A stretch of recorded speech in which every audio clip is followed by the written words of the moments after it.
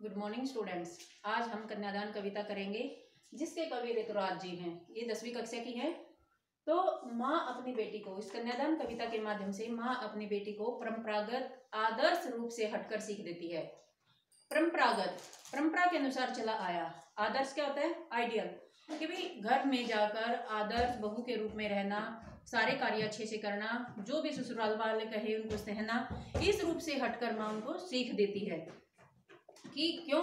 क्योंकि माँ के जीवन में अनुभव रहे हैं, माँ ने भी ससुराल में सुख दुख भोगा है, तो वो अपनी बेटी को ये चाहती है कि जो उसने भोगा है वो उसकी बेटी ना सहे। तो करते हैं हम, कितना प्रामाणिक था उसका दुख। उसका किसका? माँ का। प्रामाणिक होता है सच्चा। कितना सच्चा था उसका दुख, माँ का दुख।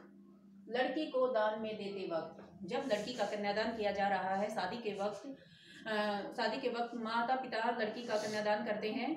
लड़की का हाथ लड़के के दूल्हे के हाथ में देते हैं, तो कन्यादान माना जाता है, सबसे बड़ा दान माना जाता है। तो माँ का दुख कितना सच्चा था लड़की को दान में देते वक्त, मतलब जब उसको दान में दिया जा रहा था। देखिए, ये कोई वस्तु नहीं है वैसे तो इसका दान दिया जाए। दान का अर्थ क्या होता है? किसी को वो चीज हमेशा के लिए दे देना, अपना कोई अधिकार न उस पर रहना। लेकिन कन्यादान फिर भी बड़ा दान माना गया है। जैसे वही उसकी अंतिम पूंजी हो। अंतिम पूंजी मतलब आखिरी पूंजी। जीवन के सुख दुख वह उसी के साथ बांटती है, माँ अपनी बेटी के साथ ही बांटती है, तो उसको वह जीवन की अंतिम पूंजी लगती है। कितना सच्चा था उसका दुख लड़की को दान में देते वक्त, जैसे वही उसकी अंतिम पूंजी हो। कोई भी सुख दुख हो, माँ अपनी बेटी के साथ बांटती है, लेकिन आज वह उसको दान में दे रही है, तो कितना सच्चा था उसका दुख। वह उसको अंतिम पूंजी लग रही है, जैसे अब उसका उस पर से अधिकार हट जाएगा। लड़की अभी सयानी नहीं थी। माँ को चिंता हो रही थी। लड़की वैसे तो जवान हो गई है, लेकिन समझदार नहीं है अभी। लड़की अभी सयानी नहीं थी, मतलब समझदार अभी नहीं बनी है। अभी इतनी भोली सरल थी। लड़की को भोली और सरल बताया है कि सरल स्वभाव की थी, भोली भाली थी। वो दुनिया की चतुराई को नहीं समझती थी, कि उसे सुख का आभास तो होता था, कि जीवन में होने वाले सुखों का तो उसको आभास था, क्योंकि अब शादी हो रही है, अच्छे अच्छे गहने कपड़े सब कुछ मिल रहा है, तो वो यूँ सोच रही है कि हमेशा ये सुख रहेगा, कि उसे सुख का आभास तो होता था, कि जीवन में होने वाले सुखों का आभास तो था उसे, लेकिन दुख बांचना नहीं आता था।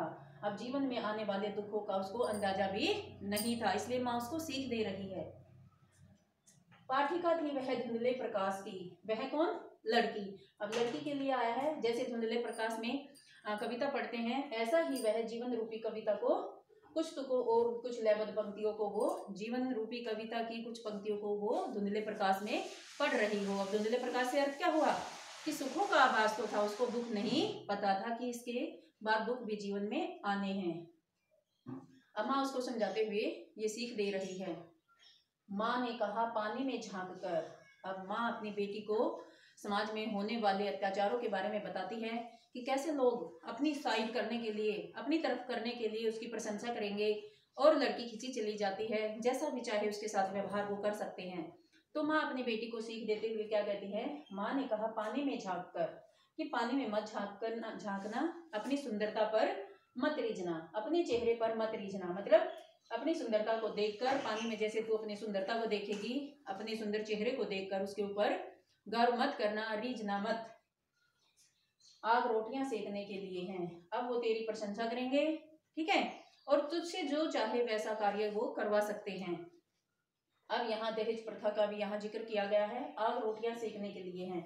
माँ बताती है कि आग का कार्य क्या होता है? रोटियां सेकने के काम वो आती है, जलने के लिए नहीं, कि कहीं वो तुझे दहेज के कारण प्रताड़ित करें, तुझे दुख पहुंचाएं, तो तुझे आग में जलकर मरना नहीं है। आग सिर्फ रोटियां सेकने के लिए है, मरने के लिए नहीं है, अपना जीवन नष्ट करने के लिए नहीं है। माँ फिर से यहाँ बेटी को बताती है कि अगर जीवन में कष्ट आए तो उनका तुम सामना करना, उनके आगे झुकना मत।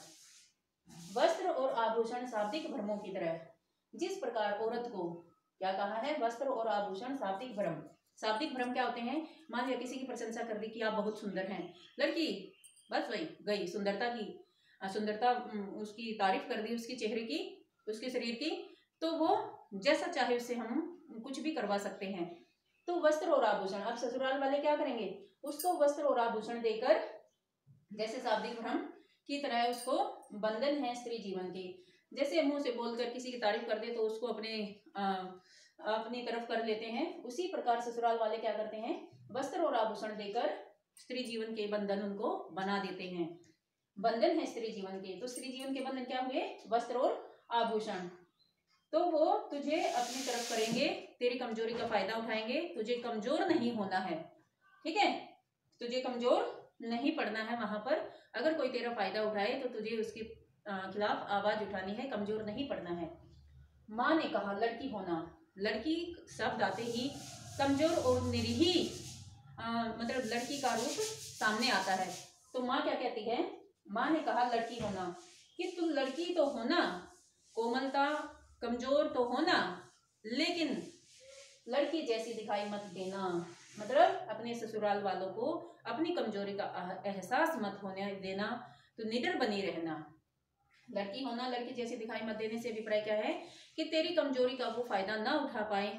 ऊपर से तो तू मतलब एक आदर्श लड़की के रूप में दिखाई देना, लेकिन अंदर से तेरी कमजोरी का वो फायदा ना उठा पाए, किसी को पता ना लगे कि ये इतनी कमजोर है, ठीक है। तो लड़की जैसी दिखाई मत देना, मतलब निडरता से उनका सामना करना। अगर तेरे ऊपर कोई भी अत्याचार किया जाए तो लड़की की तरह उसको सहन मत करना। ऊपर से फिर क्या कहती है, लड़की जैसी दिखाई मत देना, मतलब लड़की जैसी कोमल और कमजोर दिखाई मत देना। ये सब माँ अपनी बेटी को सीख इसलिए दे रही है क्योंकि समाज में उसने भी अन्याय सहे हैं, तो वो चाहती है कि उसकी बेटी को उनका सामना ना करना पड़े, इसलिए पहले ही वो समझाते हुए अपनी बेटी को सीख देती है। अगर इस वीडियो में कोई दिक्कत आती है तो आप पूछिए। धन्यवाद।